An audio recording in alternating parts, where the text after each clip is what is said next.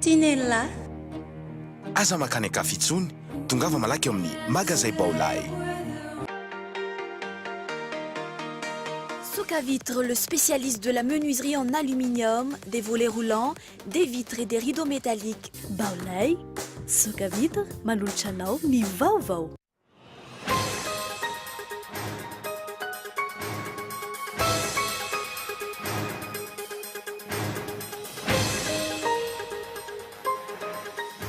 Nambarany fitsarana avy momba ny lalam-pandrenana fa manaja ny lalam-pandrenana ny fanendrena ny Prime Ministre Jean Ravelonarivo androany arivo. Ny Prime Ministre izay voatsipaka ambavafoteny tsy mazaza androany maraina, mampametra-panontaniana momba ny asin'ny HCC ankehitriny.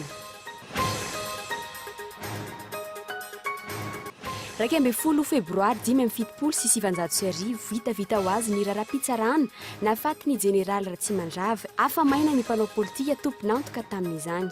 Efa ela no nikatona ny fitsarana Ratsimandrava ho ny kamandan'ny Zandarmaria Pirenena nandritra ny fahatsiarovana ireo manam-boninahitra fito namono aina am-pirinasa.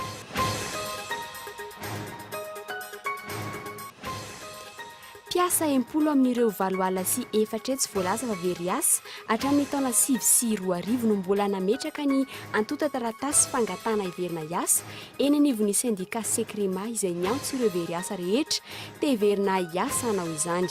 Atao lara-pamiaina ny famerenana azy ireo iasa hoy ity syndicat ity hatramin'izao tsy mbola misy mampiditra piasa ireo orinasa 10 tafiditra amin'ny AGOA. Telo andro mialohan'ny fetin'ny mpifankatia niakatra hatramin'ny 400 grama ny volamena raha nandolona ny 9 alariary ny 1 grama heritaona lasa 7 ariary kosa ny volafotsy izay be mpisafidy ho atolotro ho fanomezana. Any Syrie maty tao anatin'ny fifandonana ilay platsaka an-tsitrapo teratany Amerikanina notazon'ny vondrona islamika atao Daesh hatramin'ny taona 2014. Nampanantena kosa ny filo Amerikana fa hoentina ny fanapahan-kevitra ho raisiny amin'ireo jihadista tomponantoka. Ny andindiny zavatra.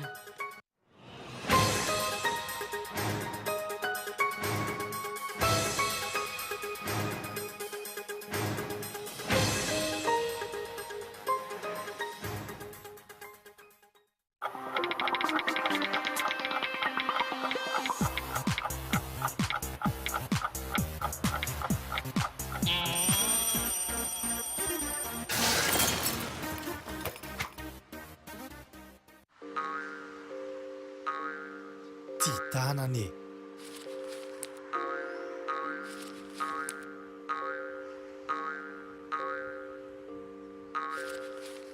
Titanane. Titanane. Rehefa tsy mandoto ane dia efa manadio e.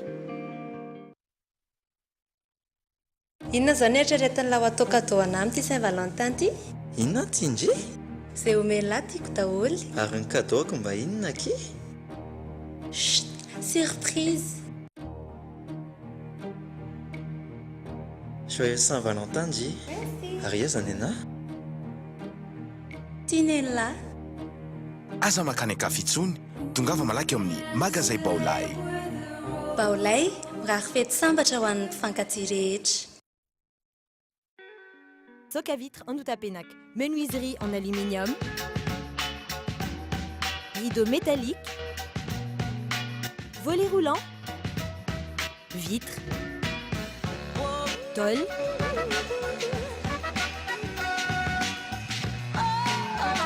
Soc à vitre en Outapenac, 020 22 682 28, 033 11 256 63, Soc à vitre en Outapenac, très sincèrement à votre service. L'EFMED, c'est toute une gamme de produits d'ameublement d'une standing super classe, bien pour tous. Pour ma nouvelle maison, ce canapé est vraiment idéal pour me relaxer le week-end. Waouh! C'est tout à fait mon goût. Non seulement c'est décoratif, en plus, je vais pouvoir préparer mes petits déjeuners pour toute ma famille.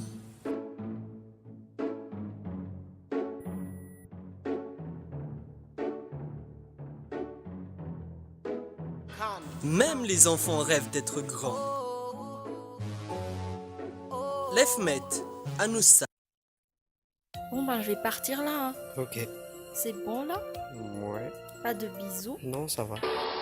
Rejoignez Annick Beauté, spécialiste en coloration, coiffure d'événements, tissage, coiffure pour hommes, pack mariage. Oh, pas de bisous? Non, ça ira. Voulez-vous être une femme sublime, attrayante et sûre de vous? Mon secret, Annick Beauté. N'hésitez plus, affirmez votre personnalité chez Annick Beauté. Annick Beauté, notre secret.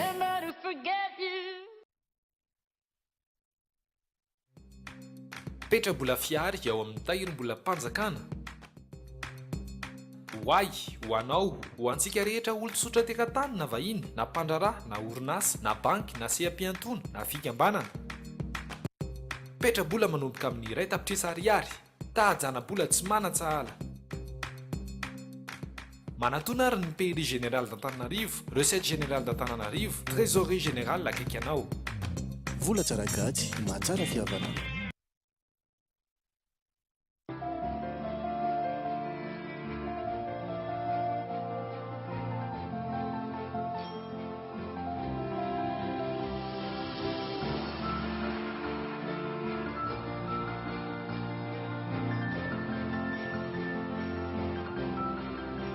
Tsy miavaka ho an'olon-droa raha vidy tuxedo anankiroa dia hoazinao amin'ny atsasapidy ny faharoa fanazavana fanampiny manatona toeram-pivarotana orange miamanja ny tontolo miaraka amin'ny orange.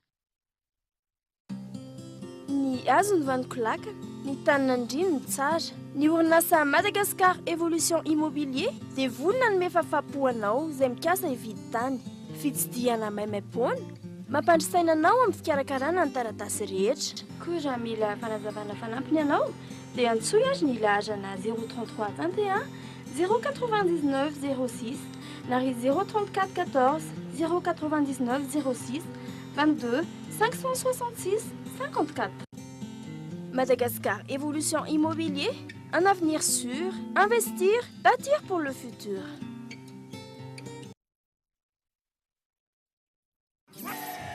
Faites bien ya woswa. Faites bien ya woswa. Ya woswa. Ya woswa. Ya woswa. Les napianarny épiscopaux Samuelson Edouard. Ya woswa. Ya woswa. Ya woswa. Andriamanitry Abraham, Isaac, Jacob, ary Andriamanitry Samuelson Edouard. Ny talata fahatelo ny volana mars, larobia fahaefatra ny volana mars, sabotsy fahafito ny volana mars, ary ny alahady fahavalo ny volana mars ho avy sao.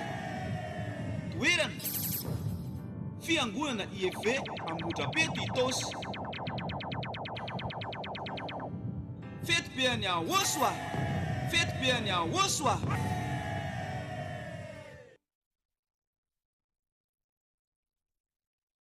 En février, Canal+ et Canal Sat jouent en équipe.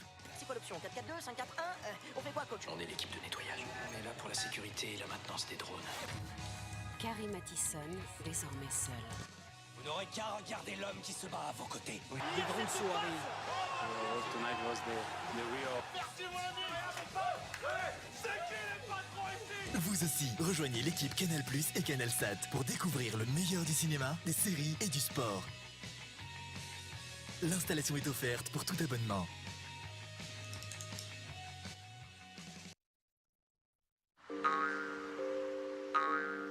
Titanane.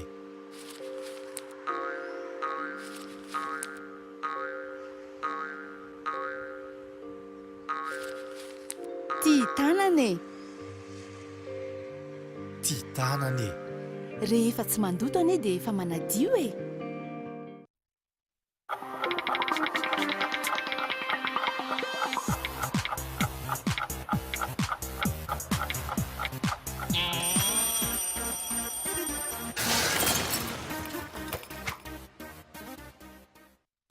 dia dia mbola falitafaraka aminao mpanaraka ny fampahalam-baovao ny fahita lavitra KOLO TV indray amin'ny tiany ity miarabanao ary manasanao hanaraka ny fampahalam-baovao hatramin'ny farany manambahiny ny fampahalam-baovao amin'ny tiany ity dia ny jeneraly Ramakavelo Désiré izay resaka ny mikasika ny fanambarana izay navoaka ny HCC ny hariva teo fa ny mikasika ihany koa ny raharaha tsy mandrava fa mikasika izay vaovao izay ihany koa no hanomboantsika ny fampahalam-baovao amin'ny ity hariva ity kisendrasendra sanoteren'ny zavamisy nivoaka androany hariva ny fanapahan-kevitra avy amin'ny HCC azo inona ve ny fandrifian-javatra tsy noraisin'ny solombavambahoaka ny Prime Ministre Jean Ravelonarivo androany maraina androany hariva navoaka ny HCC fa manaja ny lalam-panorenana ny fanendrena azy tsy mahafeno ny fepetra mantokona vondrona toko politika ihany koa ireo mandrafitra ny vondrona mbodivona ho ny HCC androany matoan-datsoratra hoetiny enika tsarakoto manantso.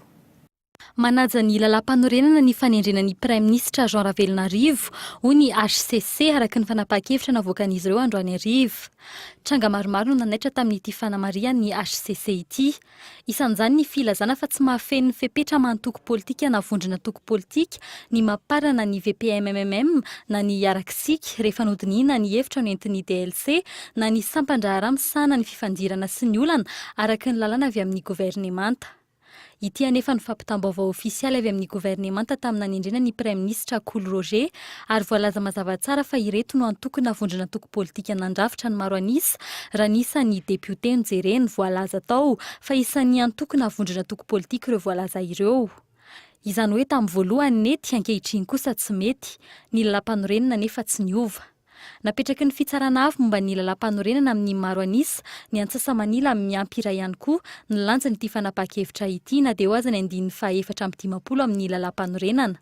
Ny 17 Janoary nanolotra ny anaran'ny Prime Ministre Jean Ravelonarivo ny député 21 ho ny HCC ary 10 andro taorian'izay dia nisy député 27 nametraka requête nanda izany ary nahesorina azy ireo député 17 elanelany dia mbola maro anisy majorité absolue ihany ny 13 ambiny. Nazava nefa ny fanazavana momba ny andininy fa 450 io nentina Andriamatoa Jean-Éric Rakotoarso tamin'ny 3 Janoary 2024 fony izy tsy mbola filohan'ny HCC. Mazava aloha ny resaky lalam-pandreny hoe antoko na vondrona antoko no manolotra. Mazava ho azy fa zareo hoe tsy miankina, tsy manana antoko, tsy antoko izy zany.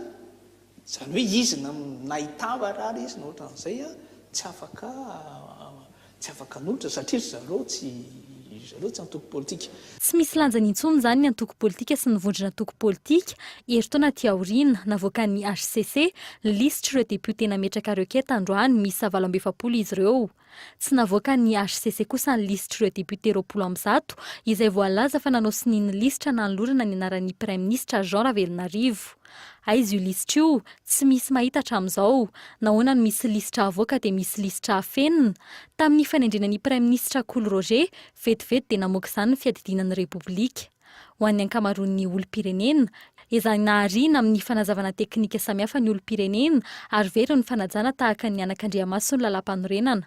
Hita ihany koa ny fikoropahana namoaka ity rehefa voatsipaka ambavafony Prime Ministre androany teny Tsimbazaza ary tsy nahavita niaro ny Prime Ministre koa ireo député 20 voalaza fa maro anisa nanolotra sy manohana azy. Mbola misy asany ve ny fitsarana avy momba ny lalam-panorenana?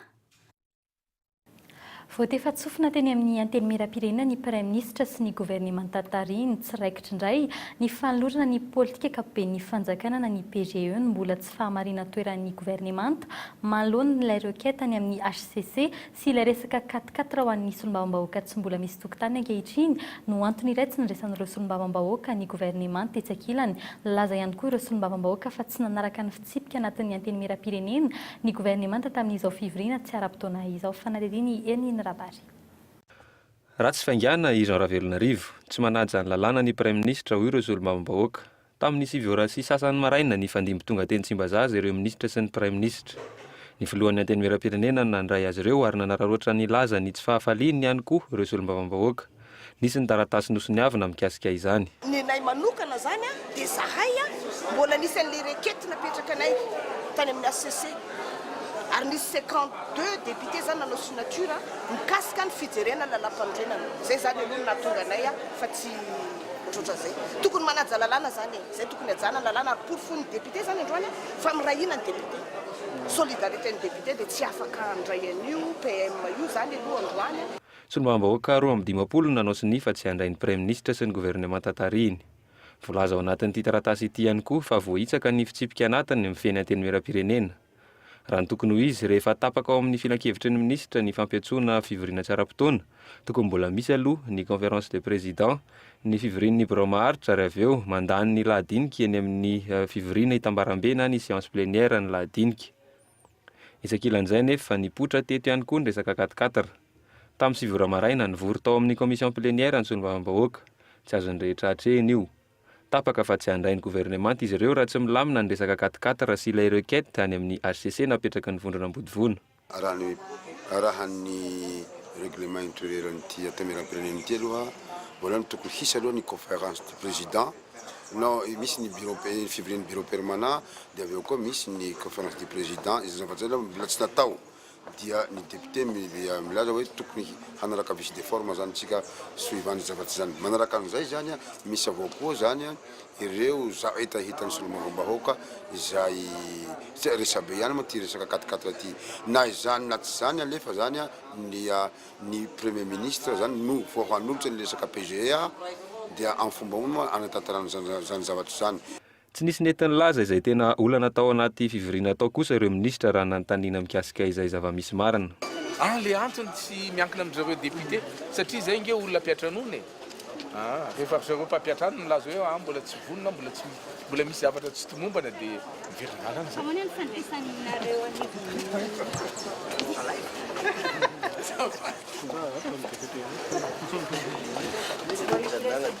Rava ny fivoriana nanao taridositra ny premier ministre Ravelonarivo. Tsy nanampo izany ny premier ministre Ranjava Nitranga androany. Aiza ireo solombavambahoaka 20 no lazain'ny filora Rajaonarimampianina fa nanolotra ary nakasitraka ny premier ministre ankehitriny. Vokatry ny resabola sy ny resaka tombotsoa, nitaizan'ny fitondrana Rajaonarimampianina ny député hatramin'izay teny Tsimbazaza ihany koa ve ny ahafahan'ny solombavambahoaka ny feny gouvernement tahaka izao. Tsy adihevitra noho ny volavolan-dalàna no isehon'ny tsipaka mbavafo tahaka izao fa resaka tombotsoa sy ny tsy fanajan'ny premier ministre lalàna. Anaiky an'ny 4-4 ve ny gouvernement, mbola samy laza fa manana ny maro anisa ihany ve ny filoham-pirenena sy ny premier ministre eny amin'ny anteny miram-pirenena. Afapana indray ny raharaha eny amin'ny anteny miram-pirenena raha mpitso raha tsy misy indray ny fampiasana fahaizana manokana toy izay fahita tamin'ny gouvernement Akolo Roger. Avy hatrany moa dia nanao fanambarana ny vondrona ambodivona manoloana izay fanapahan-kevitra no entin'ny HCC izay nivoaka androany izay ka dia tahaka izao izay fanambarana izay ny antoko sy ny vondrona antoko hiarakisika avana ARD malagasy miara-miainga mapara maitso hoasin'ny Madagasikara dia mahita fifanoherana sy tsy fahatombanana maro momba ny fametrahana n'ireo andrim-panjakana ny Repoblika faha-efatra. Porofon'izany ny zava-nitranga nandritra ny fivoriana tsy ara-potoana faharoa ny anteny miram-pirenena izay manaporofa ny gouvernement dia tsy manana maro anisa maro toerana ary indrindra tsy manana maro anisy izany hoe ny antsasamanila miampy iray. Maloana izay zava-mitranga androany maraina teny Tsimbazaza izay sy ny requête napetraky ny député 720 momba ny andininy fa 420 amin'ny fanendrena premier ministre misy fifanoherana amin'ny baribary amin'ny fanapahan-kevitra izay nasehon'ny HCC indrindra ny filohan'izany HCC izany izay manao fijery mitanila sy miandany fa indrindra mamaky amin'ny fomba samihafa mifanohitra ny andininy fa 420 ao amin'ny lalam-panorenana amin'ny fanendrena ny premier ministre Akolo Roger sy ny premier ministre Jean Ravelonarivo mahatsapa araka izany ireo antoko politika sy vondrona antoko politika ireo raha ity fanambarany hatrany fa manalavitra ny tany-tandalàna ny firenena ankehitriny ary miroso any amin'ny fikorontanana izay teraky ny fihetsika ireo mpitondra manam-pahefana ankehitriny izay tompona andraikitra amin'izany mifanohitra amin'ny fanindraindrana ny fampihavanam-pirenena sy ny fampandrosoana izay andrasan'ny vahoaka malagasy natao teto Antananarivo fa 2 febroary 2024. Fa raha iverenana ny zava-nisy tamin'ity androany ity dia voatsipaka mbavafo teny anivon'ny anteny miram-pirenena ny premier ministre Jean Ravelonarivo tsy afaka akory nanolotra ny politika ankapobeny fanjakana na ny PGE tampoka nefa ny ariva teo dia nitondra fanambarana ny teo anivon'ny HCC fa manaraka ny lalam-panorenana ny nanendrena ny premier ministre Jean Ravelonarivo araka ny fanambarana teny am-piandohana manambahiny sika amin'ny tianio ny tiany général Désiré Ramakavely izay mpandinika tantara no sady mpanabe ihany koa miarabanao tonga sao eto amin'ny fampalambaovan'ny fahitalavitra KOLO TV. Dia faly miarabanao ihany koa dia miaraban'ireo mpanaraka ny fandarana eto amin'ny KOLO TV. Raha ny fijerinao hoe fanapozina ve ny fanapahan-kevitra fanambarana izay navoakan'ny HCC ny ariva teo ireny? Raha ny fijeriko azy aloha dia azo lazaina hoe napozina satria tonga amin'ilay fitenenana io hoe misy ny mahita volana alohana biby. Ny dikan'izany dia hoe efa mahafantatra na misy tsy letsofina milazany hoe mety io. Matoa ny premier ministre sahy nandehanaka eny amin'ny anteny miram-pirenena anolotra ny programme anasany dia efa fantany zany fa azo tanterana soamatsara satria raha mbola tsy nahafantatra izy na manana tsy letsofina hoe azo ekeny ny fitsarana avy momba ny lalam-pandrena tsy hosanandeha teny izy. Iny manam-pirofo fa hoe efa mety mahafantatra mialoha zareo hoe zao ny zavatra vaovaoko ao fa raha zany izy tsy nandeha teny. Ary mazava ho azy eny fa le izy tena mahavariana satria resaka lalàna ny taty amin'ny andaniny olona tena mahalala ny lalàna, ny ary amin'ny ankilany olona tena mahalala ny lalàna kanefa nizao ny zava-misy zay zavatra avoaka ny fitsarana avy momba ny lalam-pandrenana araky ny fijeriny dia iny no izy na fantatr' zao ohatra fitsarana rehetra io na olona hoe tokony tsy ho meloko zao rehefa melohan'ny fitsarana dia meloko ary na olona tsy meloko ataony hoe avoakany na olona meloka dia avoakany zay no izy tsy azo edekevitra indrindraindrindra ny fitsarana avy momba ny lalam-pandrenana tsy misy fitsarana amboniny ka azonao andehanana hoe andeha ampiakarina ambonimbomiko efa iny no izy za mino fa efa nisy fahafantarana mialoha fanapahan-kevitra ny fitsarana avy momba ny lalam-pandrenana tsy ho andeha eny mihitsy ny prime ministre raha tsy efa misy an'izay hoe fanomezana fa zavatra tsy napoiziny dia hoe nisy an'ireo le député laza hoe tsy araky ny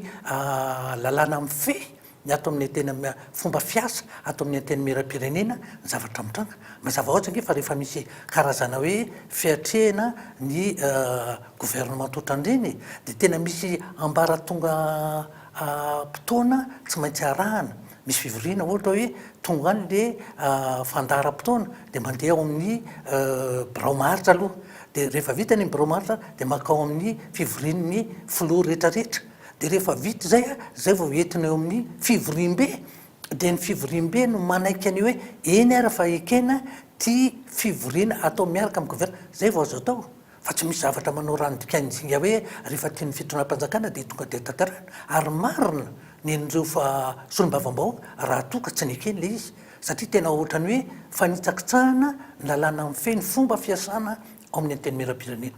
Somary verefitra moa général ny mpanara-baovao amin'izao fotoana izao tsy mikasika an'izay zavanitranga androany izay ihany fa eo ihany koa ny raharaha tsy mandrava izay feno efapolo taona androany na fatesany tsy mbola hita ny marina mikasika an'izay hatretra isan'ny vavolombelona ianao tamin'izany fotoana izao tamin'izany fotoana izany ianao capitaine no sady directeur du cabinet ankehitriny kosa nefa tsy mbola fantatra ny marina raha ny hevitra hoe mety mbola afaka manateny ireo taranaka aty aoriana afantatra ny marina momba ny nahafatesany izy ny raharaha tsy mandrava. Le izy aloha araka tenao hoe efapolo taona zay no nisiny zay tranga izay efa nisy ny fitsarana zay namoaka didim-pitsarana mazava ho azy fa rehefa mivoaka reny didim-pitsarana ireny dia misy le ataony hoe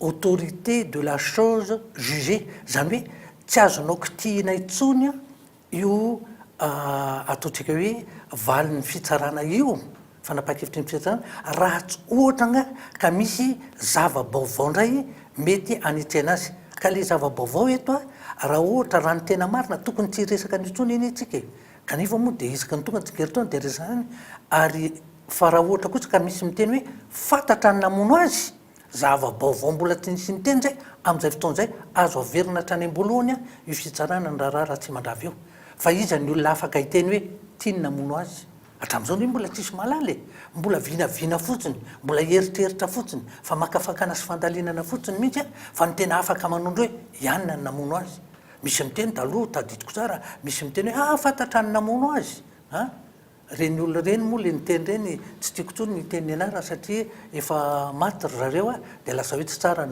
miteny zay zavatra fa misy tena niteny mihitsy fantatra namono ka raha fantatra ary tamin'izany fotoana zany rehefa nifanena tamin'ireny olona reny nanatrika ny ataontsika hoe famelabelara-kevitra na ohatra hoe fiantsoana mpanao gazety mihitsy azy tany amin'ny tranombokon'olona ohatra dia za dia niteny mihitsy amin'izay fotoana ka raha ohatra raha afantatrareo le izy maninona ny tsy lazaina amerenana aniny fitsarana iny zay le atao hoe raha misy zava-baovao azo averina tanteraka tompoko tena azo averina tanteraka mihitsy ny fitsarana amin'izay fotoana zay sain'izao no tena mampalahelo dia le olona nyteny indreny moa efa tsy eo tsony ka raha tsy eo ntsony ka tsy misy an'izay vaovao zay dia tokony tsy ho tenenina tsy tokony ho resahana intsony ny mpiasika ny ndraraha iny satria lasa tsisy dikany le hoe fanapahan-kevitra na didim-pitsarana navoaka tamin'ny fotoanandro.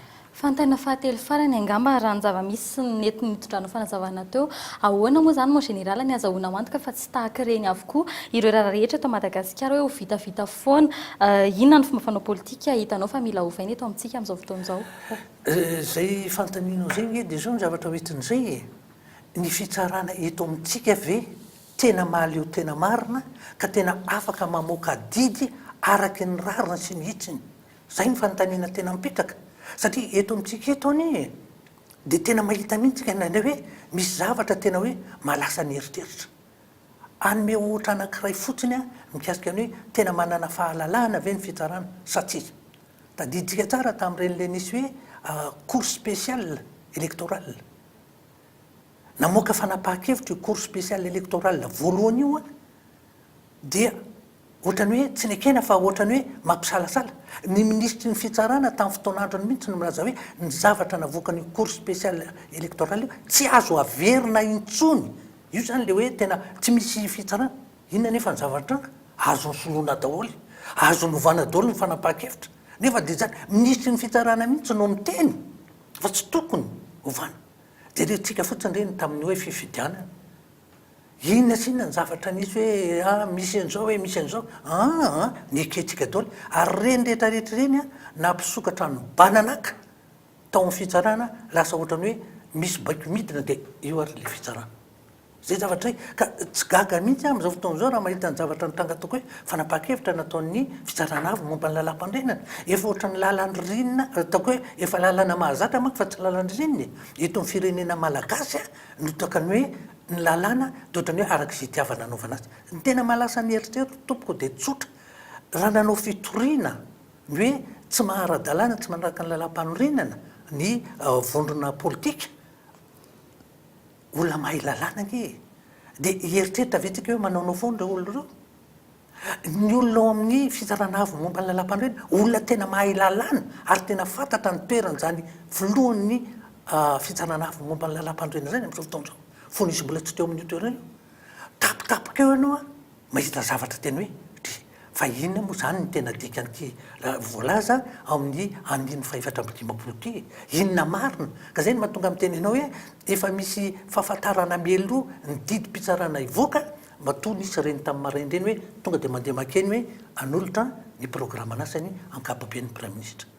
Mbola mitony mikasika izay raha izay fa mifarana hatreo kosa ny fandraisantsika ny vahiny tamin'ity anio ity saorana ianao ny fahita tao anatin'ny fampahalavam-baovao. Misaotra ny KOLO TV tompoko dia manao mirantom-piona.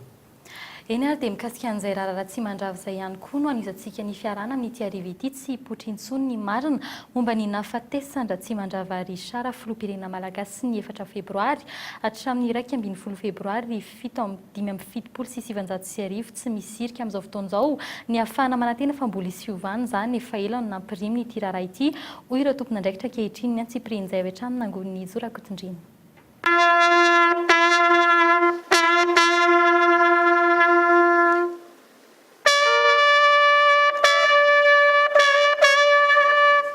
Tsy misy vonona moka ny marina momba ny tsy mandrava ve ireo mpitondra rehetra ny fandiby hatramin'izay hatraiza ny fetrany hoe secret d'état taorindra tsy mandrava maro raharaha izay vita ho azy na dia niteraka fatiantoka tamin'ny fanjakana azy raha tsy resaka fa tsy ny rahararaka amin'ny 790 roa ary ny 7 izay sady nasimba zavatra maro no namoizana elon'olona maro nivalona avokoa ireo dossier rehetra mikasika ireny afamaina ny mpanao politika tomponantoka tamin'izany efapolo taona katrika androany lavo teto raha tsy mandrava no tifirina von'olona tsy naray-panaty adiana. Izahay fianakaviana eto izay mijoro eto dia misaotra tokoa ny fitondrana malagasy sy ny gendarmerie-pirenena zany tamin'ny fikarakarana rehetra ka nahatotosa izao lanonana izao araky ny targetra moa zany dia ny firaisan-kina sy ny fifankatiavana no tokony misy eto amintsika. maizina ho an'ny taranaka ny rarara tsy mandrava tsy nampianarina tany am-pianarana ny antsipiriny na afaty azy ny antony na ireo mpianatra nanao fikarohana aza tsy lasa lavitra hatreto aloha izany toy ny matimaty foana raha tsy mandrava porofon'izany raha ny vaovao ofisialy tsy mbola nisy nafantatra na ny antony namonoana azy na ireo atodonikotrika izany efa ela no nikatona ny momby ity raharaha ity raha ny nambarana ireo tompon'andraikitra mikasika ny zavatra andresana teo efa ela be ny raha ito dia mbola mipetraka ihany zany iny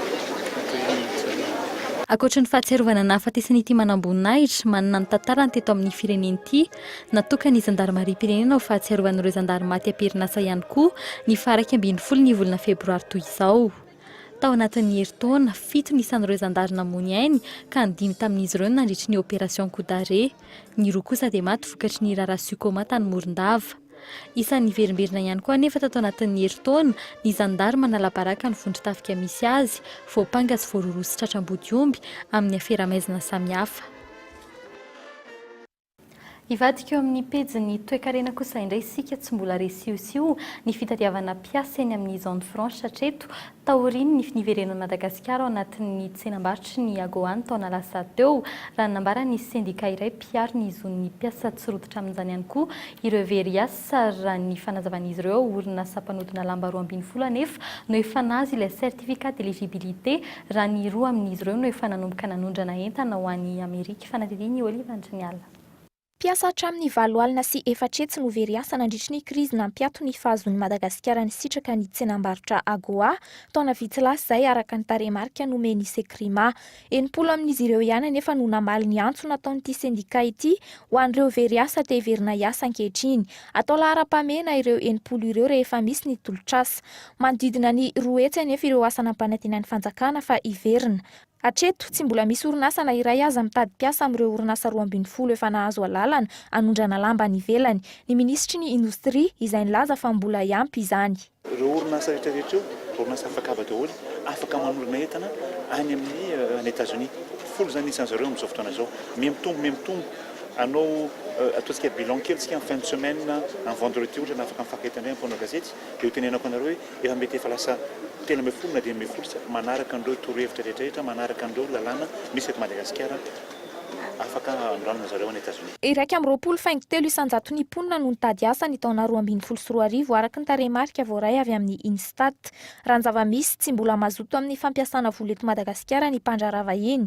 Tsy nilaza ny mety ho anton'izany ny ministry ny indostria fa niezaky ny fanjakana hamana izany no notsindriny. Nosafosafoiny fotsiny ny fanontaniany mpanao gazety. Efa eo andalana mametraka ny lalàna iarovatsika ny investisseur miditra eto Madagasikara rehetrarehetra dia afaka fotoana fohy dia ho avy ireo vahiny ireo andeha koa ny ao anaty ministère de l'industrie andeha hitety amin'ny izao tontolo izao mampafantatra fa zao no misy eto Madagasikara izay no asa ataonay ao amin'ny ministère de l'industrie ho teneniko anareo rehefa vitatsika izy zany rehetra zany dia tsy maintsy iarahana dinika ao amin'ny conseil des ministres ametrahana tsy izay rery ihany nanao an'izay politika iarovana ny fampiasana vola eto Madagasikara fa ao anatin'ny conseil des ministres dia raha dinihina anefa ny toe-draharaha politika tsy mbola milamina eto Madagasikara no mampiemitra ireo mpamatsy vola sy mpandraharaha hiasa eto Madagasikara. Ny herinandro ho avy izao isy fifampidinina eo amin'ny sendikan'ny mpiasa Sekrima sy ny vondron'ireo orinasa franche eto Madagasikara. Tsy mbola fantatra izay tena votoantin'ny fifampidinina fa ny andrasan'ny be sy ny maro hivohitra amin'ny tombontsoan'ny mpiasa sy ny mpitady asa izany.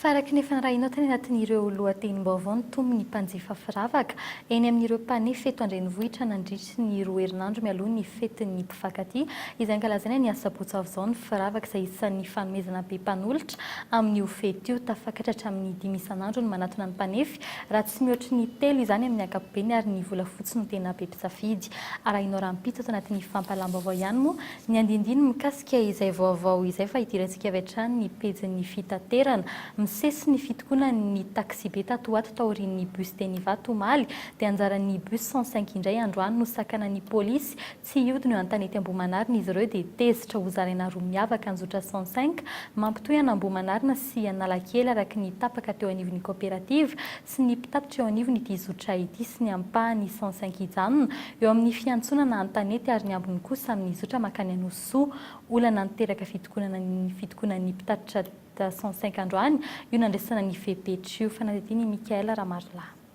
Lasa mandeha tomobile iny zio zay am'zao lasa frais double ny anay am'zao. Dia am'zao efa tsisy mihitsy dia lasa mialeo akazomagna zay dia lasa mandeha tongotra am'zao. Problème be zany efa tsisy an'le 105 le izy. Sa zany raha andeha tongotra za tsy afaka mandeha tongotra, za manana clé ma za dia tsy afaka mandeha tongotra, koatranako manokana manana clé ma tsy afaka andeha tongotra dia voatera zany hijanona.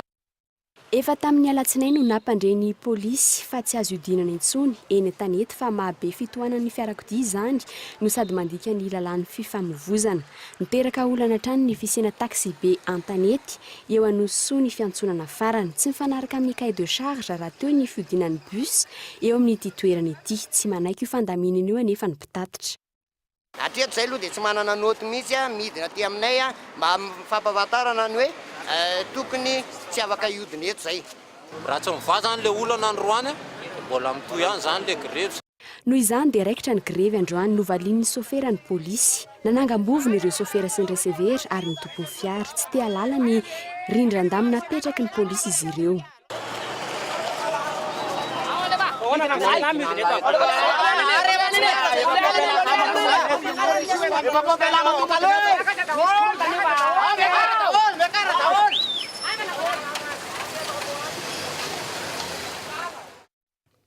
Manoloana izany laza ny ametraka ny fitsipika sy ny fanarahan-dalàna ny komisera tompon'andraikitra. Fa misy kosa ny embouteillage ateraky ny gaboraraka. Ka izay gaboraraka izay no ahitsy. Satria zay ny tsy mampetin-draha. Eo le amin'le olo fehezinao misy mania io tsy afaka ny raha zany ka tsy maintsy ahitsy. Fagnaraka teo zany le misy bus zany manana licence afaky maka olo fa tsy manao manevre fa misy toerana tokony hitsofohany. Ka manomboka zao zany lokoagny zany io bus io. Fa tsy zay rehetra zay te hodignao hanao manevre eo dia hoekeny. Voalohany no nitranga ny tahaka izao, ny fiainan'ny torovitan'izy ireo no ny fitohanan'ny fiarakodia no ambaran'ny mpitatitra fa tsy haneken'izy ireo ny fandaminan'ny polisy. Etsaka ilan'izay nefa mahatonga saina ny fahasahin'ireo resevera sy ny polisy miadevitra amin'ny fandaminan'ny polisy izay solo tena mpanjakana mampiatra ny lalàna. Sanatria efa lasa kolontsaina ity adivarotra amin'ny fampiarana ny lalàna ity. Ahagaga ve raha toa ka maniratsira ny polisy ny mpamily sy ny resevera, raha toa ka maniratsira ny lalam-pandroena ny mpitondra ambony eto amin'ny firenena.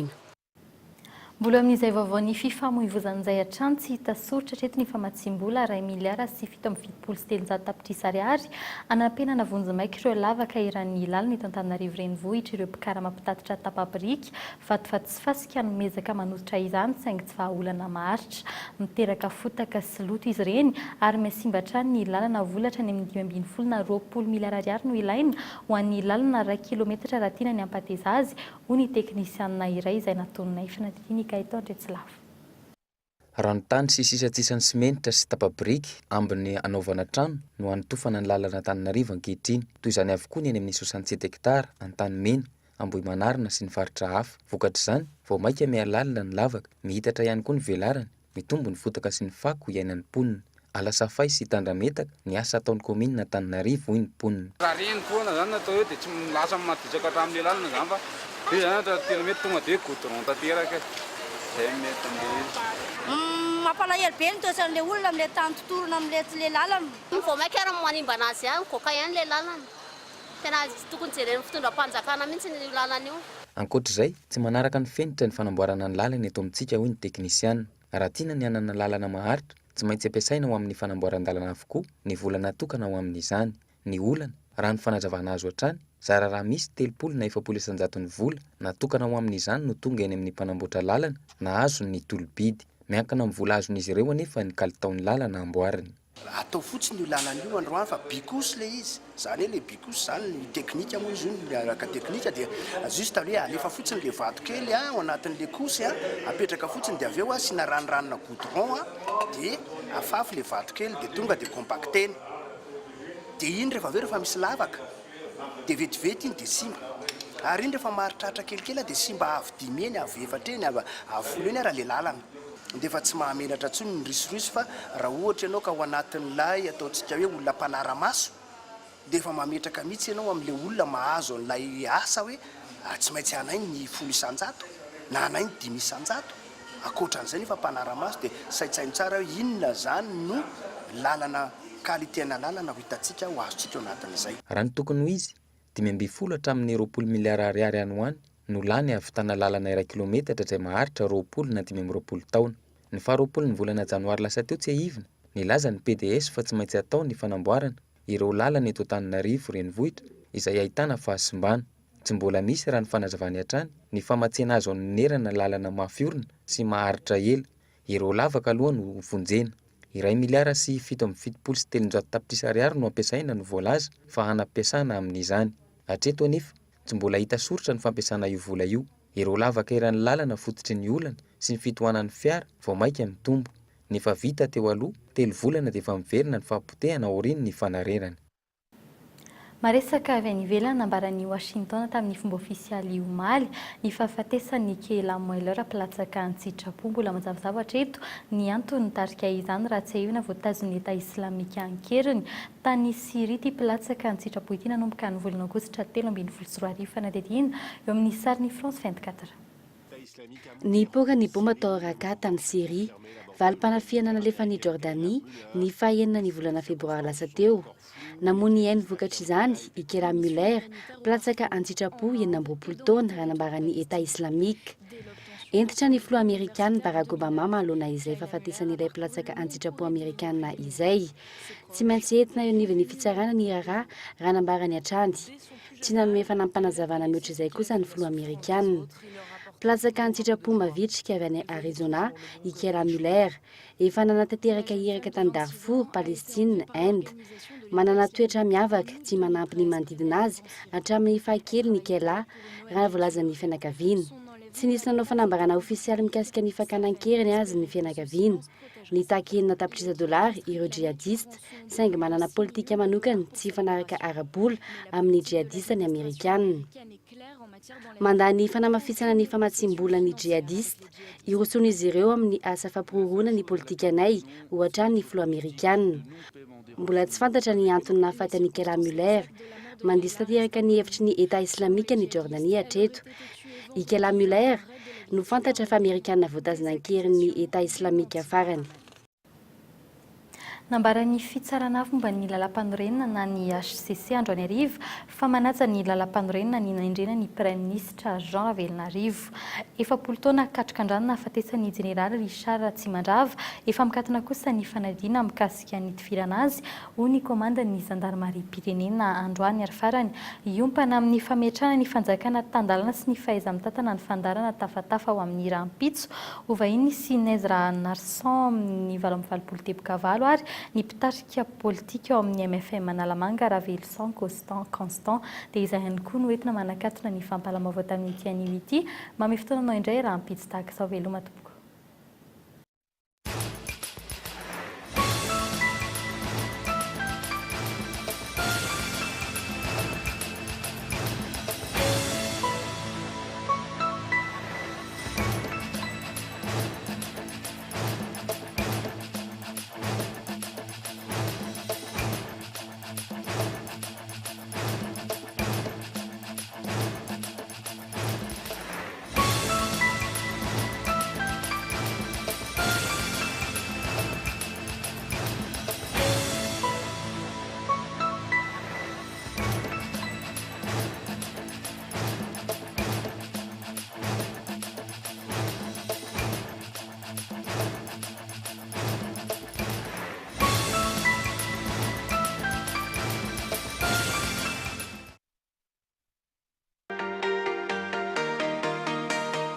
Vitre, le spécialiste de la menuiserie en aluminium, des volets roulants, des vitres et des rideaux métalliques. Tinella. Aza makany akafitsony, tongava malaky amin'ny magasin Baolay. Soka vitre, Baolay, nanolotra anao teo, ny VAOVAO.